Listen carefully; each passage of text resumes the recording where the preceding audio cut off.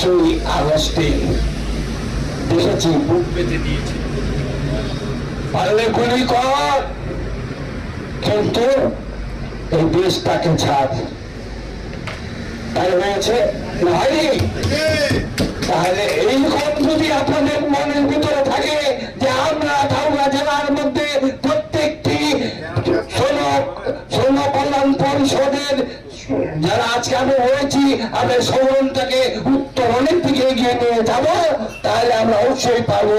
কেন পারবো না? কেন হে পন্থ ক্ষান্ত হোক, হেরি বিক্ষোভ উত্তম পীড়নে কারো ভুলে না মনোহর। আজকে এই সংগঠনটাকে বাস্তবায়ন করতে গিয়ে আজকে আমার একটা চোখ নাই, আমার একটা পা নষ্ট করে দিয়েছে, আমার একটা পা ভেঙেছে, তার দুটা পা আল্লাহ তাআলা বা ভগবান তার দুটা পা ভেঙে দিয়েছে। যে কোনো সংগঠনের নেতৃবৃন্দ যদি অন্যায়মূলক কোনো কর্মকাণ্ডে লিপ্ত হয়, আপনি সেখানে গিয়ে যায় তার নামে একটা মামলা রুজু করতে পারেন। তা না করে আপনারা একটা জীবিত অবস্থায় 2 হাত দিয়া একটা পা ভেঙে দিলেন। এটা কি একটা নেতার কাজ?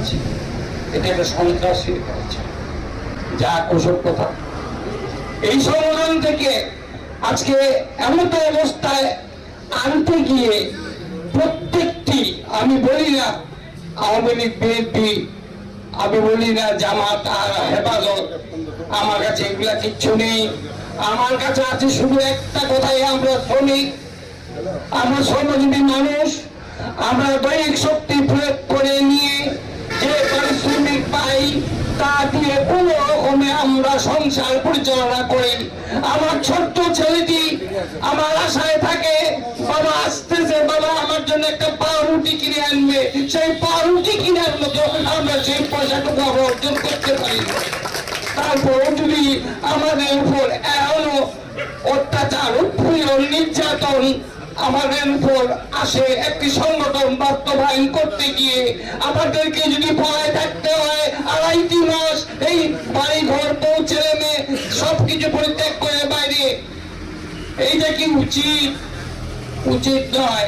আমি সবচেয়ে খুশি এই সংগঠনের যতগুলো শ্রমিক রয়েছে তাতে সবচেয়ে বেশি খুশি আমি এই দুলাল, এই হতভাগা, এই ঠাকুরগাঁ জেলা ট্রাক্টর শ্রমিক ইউনিয়ন আজকে যারা পরিচালনা করছেন এবং পরিচালনা করার জন্য যারা এনে দিয়েছেন, আমি সচক্ষে দেখেছি তাকে, তার মুখের কথা শ্রবণ করেছি, তার বক্তব্য শুনেছি এবং তিনি বলেছেন, দুলাল সাহেব আপনি শুধু পিছনে থাকেন, আপনার ইতিহাস আমি জানি। এবং এই কারণে ঠাকুরগাঁ জেলা ট্রাক্টর শ্রমিক ইউনিয়নের আপনার নির্বাচন পরিচালনা কমিটি আমি একজন চেয়ারম্যান হিসাবে এসেছি। ওনার নাম হচ্ছে মোহাম্মদ শরীফুল ইসলাম, শরীফ ভাই, তাকে ধন্যবাদ জানাই, তাকে স্যালুট জানাই।